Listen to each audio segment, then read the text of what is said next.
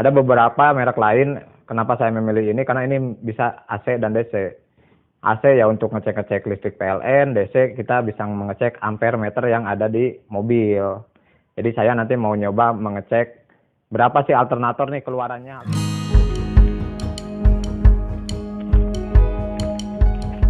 Ampere meter. Ampere meternya murah meriah. Made in Cina. Makanya murah. Jadi harganya itu nggak nyampe 500.000, ini nggak nyampe ini.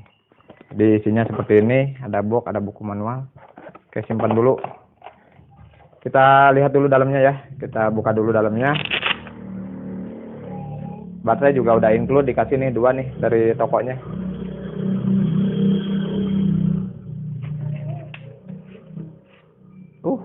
Mungil juga alatnya. Tapi kayaknya cukup kokoh nih. Kalau dari bahan ini cukup kokoh nih. Ada beberapa merek lain, kenapa saya memilih ini, karena ini bisa AC dan DC. AC ya untuk ngecek-ngecek listrik PLN, DC kita bisa mengecek ampere meter yang ada di mobil. Jadi saya nanti mau nyoba mengecek berapa sih alternator nih keluarannya, alternator berapa ampere, karena ini pernah di-upgrade sebelumnya. Kata yang jualnya katanya 75 ampere. Tapi ada dia bilang juga sempat 100 ampere. Jadi bingung. Saya pasang aki 75 ampere ya, sampai sekarang sih aman-aman aja. Oke. Kita coba. Oh ya, ini di dalamnya ada lagi nih. Karena ini juga bisa ngecek temperatur, bisa mengecek temperatur suhu. Bisa mengecek suhu. Nah, makanya di sini ada termokopelnya nih. Ada termokopel. Ini yang buat mengecek voltmeter. Jadi ini buat mengecek voltase, ini buat mengecek suhu. Saya mau ngecek dulu voltase dulu ya, yang gampang kayaknya.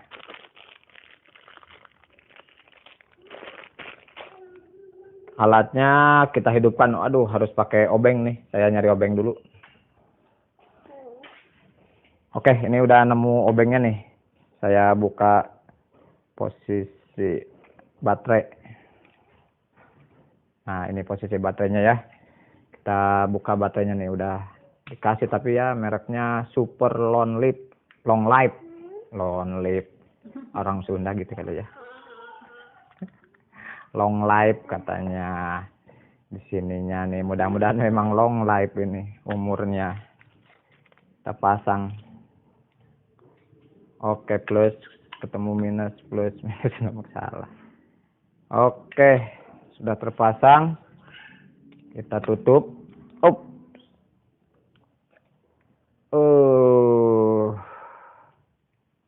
Jatuh skrupnya. Oke, terpasang. Wah, ternyata langsung hidup. Ini DC, posisinya 0,21 ampere. Dari mana ini dapat 0,21 ampere? Langsung hidup. Oke, ini posisi mati ya. Posisinya seperti ini nih. Ini lebih dekatnya, alatnya seperti ini. Bagus ini, kokoh banget. Kita nyalakan di sini. Nah, ini udah posisi DC ya. Bisa dilihat ini posisi DC. Ini untuk ampernya. Jadi posisi DC untuk ngecek ampere. Ini klemnya. Di sini klemnya. Nah, ini kalau dipijit ini berubah menjadi AC. Tapi untuk ampere juga. Untuk mengecek voltase kita harus memasang kabel yang ini ya. Kabel yang ini merah di merah aja. Hitam juga di hitam aja. Nah, ketika terpasang seperti ini langsung berubah auto. Auto itu berarti kita bisa mengecek apa saja tanpa setting lagi. Nah, ini kelebihan dari alat ini. Kalau kita pijit dari auto ke yang merah, ini akan masuk untuk pengecekan dioda. Nah, berarti kan nyambung kan? Nah, bagus bunyi. Nah, ini juga sama nih. Nah, berarti nyambung ya. Ini untuk continuity nih. Nah, terus selanjutnya karena ini ada temperaturnya nih. Jadi ini menunjukkan 33 derajat. Nah, sekarang suhunya 33 derajat nih. Panas makanya nih serang nih. Nah, ini Fahrenheit-nya ya, 92 Fahrenheit, beda satuan aja.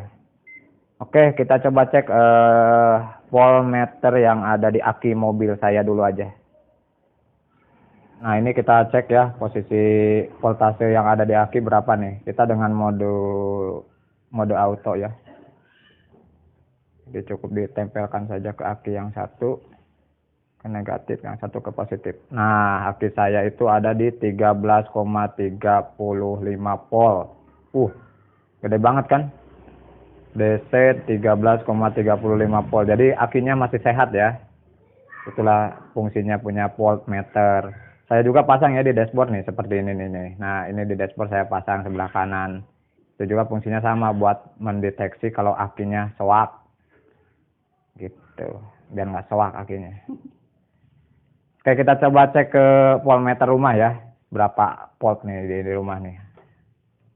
Oke, kita cek ya. Voltasenya ada berapa nih. Tuh 231 ya, berarti normal nih PLN-nya nih, bagus nih. Nggak drop PLN-nya. Jadi 231 volt itu sangat bagus buat elektronik kita ya. Jadi nggak mudah rusak. Oke, bagus ya. Kita cek coba ngecek ampere yang paling gampang lagi, ngecek ampere PLN. Oke ya, kita coba ngetes ampere nih. Tapi untuk mengetes ampere kita lebih baik kita cabut dulu ke modus manual ya. Kita ke modus manualnya. Nah, ini di sini menunjukkan DC ya. Nah, berarti kita rubah ke AC dulu nih. Nah, AC ini udah menunjukkan AC. Berarti buat listrik rumah. Nah, ini ada bor. Ada bor. Kita coba cek ampere yang diperlukan oleh bor ini. Kita cek kalau dua-duanya kira-kira berfungsi nggak ya? Dua-duanya seperti ini nih. Nah, ini dua-duanya seperti ini berfungsi nggak? Nggak bisa ya. Jadi kalau untuk mengecek ampere itu harus satu kabel yang positif saja. Nah, ini kita ambil yang mudah-mudahan ini yang positif nih. Ya, kita lihat nih berapa nih. Nah, ini menunjukkan 0,7 ya. Nah, ini 0. Beban pertama hampir 2 ampere. Dan stabilnya di RPM tinggi itu 0,6, 0,5 ampere. Berarti bor ini dengan tanpa beban ya, 0,5 sampai 0,6 ya, sekitar 100 sampai 120 watt lah ngambil bebannya. Jadi hemat listrik berarti ini bornya nih. Oke, jadi kita coba ke mobil ya. Kita ke mobil nih, coba. Sekarang kita coba mengecek yang di mobil ya. Nah, ini masih posisi AC bekas tadi, jadi saya rubah ke posisi DC dulu. Nah, ini posisi DC-nya. Ada posisi DC ya. Oke, ini kabel yang dari alternatornya nih. Ini ke aki, ini ke penggunaan yang lain di sini. Oke, kita nyalakan dulu mesinnya. Kita coba lihat mobil hidup berapa. Nah, ini ketika mobil hidup itu memakan 7 ampere ya. Jadi ini memakan 7 ampere. Coba digas dikit, Bu.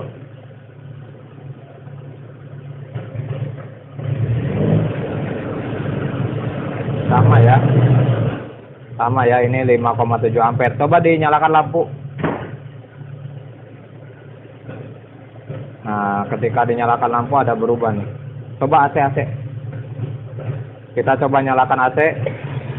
Nah, berarti beban AC itu cukup tinggi ya, 17. Jadi naik ke 17 ampere. Jadi ini harus mengisi aki sebanyak 17 ampere ke aki ini ngisinya. Tambah lampu, tambah yang lainnya. Berarti sekitar 16 nih. 16 jadinya ya, 16,7 ampere. Oke, cukup ya. Matiin, Bu. Ternyata alternator kita itu hanya bekerja sebanyak 16 ampere. Saya coba cek suhu dari mobil ini nih, karena tadi udah coba saya panaskan. Nah, ini termokopelnya tinggal dipasang. Kita nyalakan. Nah, ini masih di auto ya. Ini error nih.